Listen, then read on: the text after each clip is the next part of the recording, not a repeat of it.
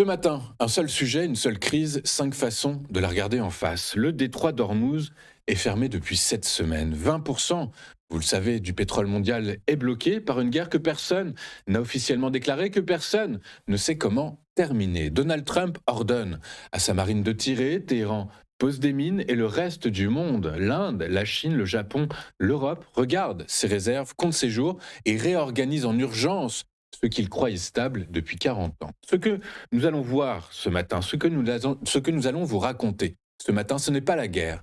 C'est ce que la guerre fait au marché, aux approvisionnements, au prix à la pompe, aux décisions des banques centrales et même aux soldats qui parient sur leur propre mission. Parce que c'est ça la vraie nature de ce conflit. Il ne se joue pas seulement dans le détroit, il se joue à Moscou qui encaisse en silence les dividendes de la crise, à Tokyo où chaque station-service affiche désormais le prix de la guerre, à Manhattan, où un tribunal fédéral vient d'inculper un béret vert qui avait misé 33 000 dollars sur la réussite de son propre raid. 5 papiers, 5 angles, une seule réalité, le monde d'après Hormuz ne ressemblera pas au monde d'avant. Allez, on commence. Un des trois, 20% du pétrole mondial et deux puissances qui refusent de céder. Donald Trump a ordonné hier à sa marine, je le cite, de tirer et de détruire tout navire posant des mines dans le détroit d'Ormuz. Aucun navire ne peut entrer ni sortir sans l'approbation de la marine américaine, a-t-il écrit sur son réseau social Truth Social. C'est dit, c'est assumé, c'est une déclaration de contrôle unilatéral sur une voie maritime internationale. Et derrière cette phrase, une offensive totale, blocus naval des ports iraniens, sanctions, du trésor saisi en haute mer du cargo Tiffany dans l'Indo-Pacifique. Washington ne cherche plus à négocier, ne cherche pas à négocier, il cherche à étouffer. L'Iran riposte par ce qu'il maîtrise. Mines, attaque de navires commerciaux, fermeture de facto du détroit depuis février. Le président du Parlement iranien l'a dit sans détour, aucune réouverture sans lever du blocus. Voilà où réside le vrai danger. Washington ne peut pas lever le blocus sans victoire diplomatique visible. Téhéran ne peut pas rouvrir sans paraître s'agenouiller, ce qui serait politiquement fatal en interne. Et cette symétrie des impossibilités, c'est exactement la configuration qui précède les accidents militaires. Une frappe non revendiquée, un navire coulé, une erreur d'interprétation, et soudain, une crise devient une guerre. Mais le scénario le plus structurant à moyen terme n'est peut-être pas militaire, il est géoéconomique. La Chine intensifie discrètement ses achats de pétrole iranien via flotte fantôme, contournant de facto Washington. La Russie observe et enregistre un précédent qui légitime ses propres stratégies d'évitement. L'Arabie saoudite, elle, joue double jeu, bénéficiaire de la hausse des prix, mais exposée à une déstabilisation régionale qu'elle ne contrôle pas. Et derrière tout cela, une question que les marchés ne peuvent plus esquiver, le détroit d'Ormuz est-il encore une infrastructure fiable de l'économie mondiale? Si l'Europe, le Japon, l'Inde répondent non, la course aux alternatives s'enclenche. Oléoduc terrestre, reconfiguration logistique, transition énergétique accélérée par nécessité stratégique autant qu'écologique. Ce conflit pourrait bien être le moment où le monde décide, contraint et forcé, de se server, de se sevrer du goulet d'Ormuz et avec lui d'une partie de sa dépendance au pétrole du Golfe. Il y a dans cette crise un gagnant que personne n'a élu, que personne n'attendait et qui n'a pas tiré un seul coup de feu. Moscou.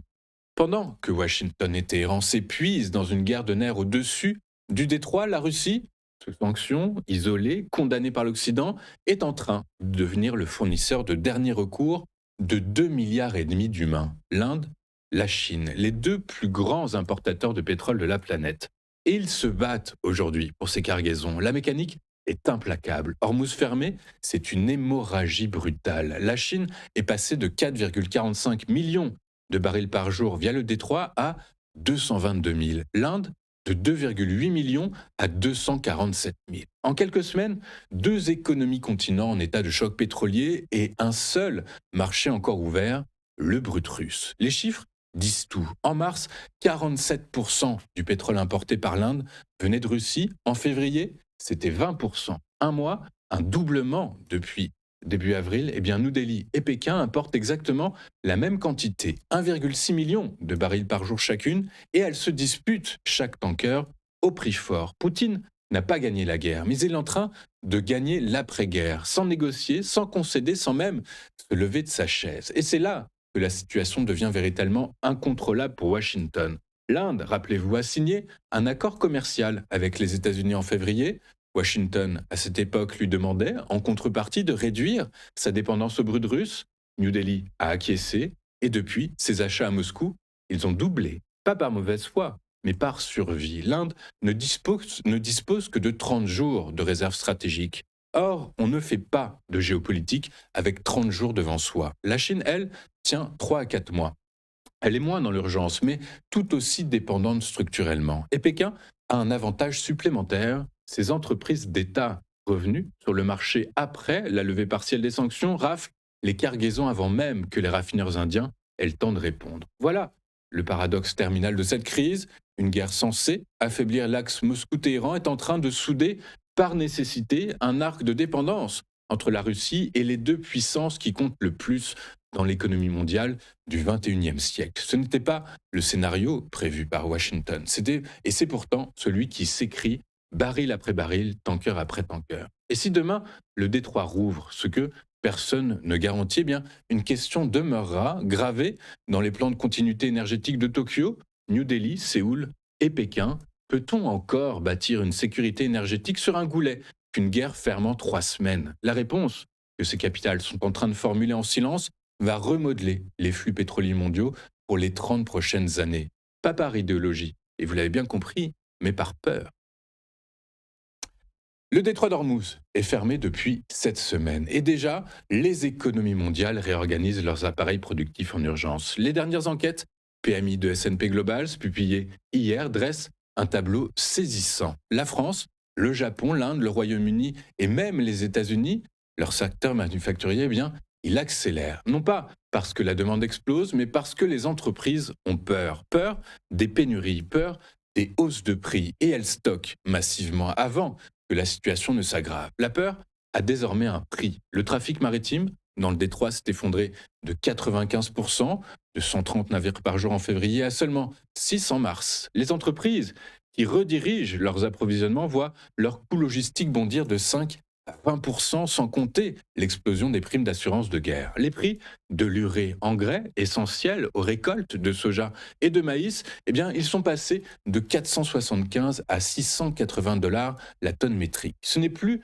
une perturbation, c'est un choc d'offres systémique. Aux États-Unis, le PMI Composite Flash ressort à 52 points en avril contre 50,3 en mars. Le rebond est réel, mais il faut le lire pour ce qu'il est, une ruée préventive et non pas une reprise structurelle. La production manufacturière progresse solidement, portée par la constitution de stocks, mais la demande dans les services fléchit et surtout l'inflation des prix à la production a atteint son rythme le plus élevé depuis la mi-2022. Le moteur tourne, mais il brûle un carburant de plus en plus cher. Le même schéma se répète en Europe et en Asie. Le Japon enregistre sa plus forte hausse de production manufacturière depuis 12 ans. La France, elle, connaît sa reprise la plus rapide depuis 50 mois. Partout, c'est le même réflexe, le même que début 2025 face aux droits de douanes américains stockés avant la pénurie. Une bouffée d'activité suivie d'une chute brutale dès que les stocks s'épuisent. Les économistes sont sans ambiguïté. C'est un effet positif à court terme et non pas un signal de fond. Et pendant ce temps, eh bien, l'Allemagne, elle décroche. Manufacturier en berne, service en recul simultané, Berlin envoie le signal faible le plus inquiétant du moment. Si la première économie européenne ne parvient pas à profiter de cet effet de stock, c'est que sa fragilité structurelle est plus profonde que le conflit lui-même. Derrière tous ces chiffres, une seule réalité que les banques centrales scrutent avec anxiété, les coûts explosent, les entreprises les répercutent sur les clients et la demande commence à fléchir. Le détroit d'Ormuz est bloqué, l'inflation, elle ne l'est vraiment pas.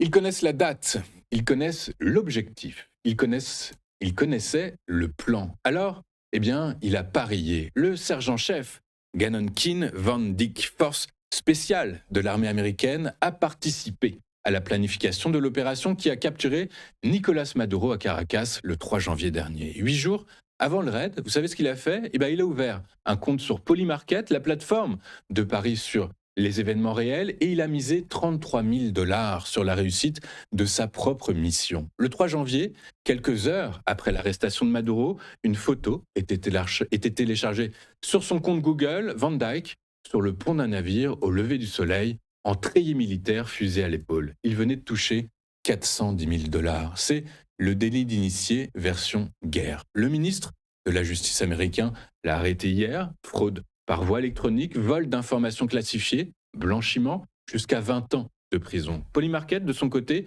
a annoncé avoir détecté les transactions suspectes et alerté les autorités. Le système a fonctionné, mais la question qu'il pose ne disparaît pas avec cette arrestation, car Van Dyke n'est pas seul. Mercredi dernier, la plateforme concurrente Kalshi suspendait 3 candidats au Congrès américain pour délit d'initié politique sur leur propre campagne. Et depuis le début de la crise iranienne, des mouvements anormaux ont été détectés sur des contrats liés aux frappes et aux négociations. Quelqu'un, quelque part, sait toujours quelque chose avant les autres. Interrogé à la Maison-Blanche sur l'arrestation de Van Dyke, Donald Trump a répondu, et la formule mérite qu'on s'y arrête, je le cite, c'est comme Pete Rose qui pariait sur sa propre équipe. Puis, il rajoute, le monde entier est devenu une sorte de casino. Ce n'est pas un commentaire anodin dans la bouche d'un président dont le fils est à la fois investisseur et conseiller, je le rappelle, vous le savez bien, de Polymarket. Hein, il est conseiller de Polymarket, le fils de Donald Trump, et également de Kalshi. Autant faire les choses le mieux possible. Voilà ce que cette affaire révèle. Au-delà du sergent et de ses 410 000 dollars, les marchés de prédiction sont devenus une infrastructure financière parallèle, alimentée en temps réel par les décisions des gouvernements. Quand l'information classifiée devient une matière première tradable, la frontière entre secret d'État et avantage concurrentiel commence à se brouiller très dangereusement. Le monde entier est devenu un casino, dit Trump. Mais dans ce casino, certains joueurs connaissent les cartes avant que le croupier les retourne. La guerre ne fait pas que brûler des navires, elle fait grimper les prix à la pompe. À Tokyo, l'inflation sous-jacente au Japon s'est accélérée en mars pour la première fois en 5 mois, 1,8%. Un chiffre modeste en apparence, mais un signal fort dans une économie qui a passé 3 décennies à se battre contre la déflation. Et derrière ce chiffre, une cause que les économistes ne cherchent même plus à dissimuler, la guerre en Iran et la fermeture de facto du détroit d'Ormuz, eh bien, en est la raison. Le Japon importe, vous le savez, la quasi-totalité de son énergie. Il n'a pas de pétrole, il n'a pas de gaz, il a des tankers et des routes maritimes. Et quand ces routes se ferment, eh bien, la facture arrive directement dans les foyers nippons. La première ministre, Takaichi, l'a compris avant que les chiffres ne tombent. Depuis mars, des subventions sur les carburants sont en place. Elle a plafonné le prix de l'essence à 170 yens le litre, parce que sans intervention, il pourrait atteindre aujourd'hui 200 yens. Le coût de cette protection, le gouvernement français pourrait bien s'y intéresser, 300 milliards de yens par mois. On est loin des 160 millions d'euros. Chaque mois que dure la crise d'Ormuz, c'est 300 milliards de yens que Tokyo injecte pour éviter que sa population ne le ressente trop brutalement. Cela fonctionne, mais pour l'instant, les coûts de l'énergie, ils ont même baissé, figurez-vous, de 5,7% en mars grâce à ces subventions. Mais c'est une protection artificielle et tout le monde le sait. Les analystes sont directs. Si les prix du pétrole restent élevés et que les subventions ne sont pas prolongées, l'inflation sous-jacente pourrait atteindre 3% d'ici la fin de l'année fiscale. Le Japon achète du temps, mais il ne résout rien. Et la Banque du Japon se retrouve dans une position inconfortable que les banquiers centraux redoutent par-dessous tout, coincés entre deux feux. D'un côté, une inflation qui remonte et qui justifie les hausses de taux, de l'autre, une économie fragilisée. Le Japon a évité de justesse la récession technique, rappelez-vous, fin 2025, et qui ne peut pas absorber un resserrement brutal. C'est assez logique. La réunion des 27 et 28 avril prochains devrait se conclure par un statu quo à 0,75%, pas par conviction, mais par prudence forcée. Ce que le Japon illustre aujourd'hui, c'est une vérité que les marchés commencent à intégrer avec retard. La crise d'Ormuz n'est pas un choc pétrolier localisé, c'est une onde de choc qui traverse les économies une par une. Les prix de l'énergie d'abord, l'inflation ensuite, les banques centrales après et les ménages en bout de chaîne. Tokyo n'est pas une exception, c'est une répétition générale. Le détroit est à 9000 km du Japon, mais aujourd'hui, il est dans chaque station-service du pays. Nous allons marquer une première pause dans cette édition du 24 avril 2026 et juste après, nous ouvrirons le bal de nos invités avec David Furcaja tout de suite sur TF1.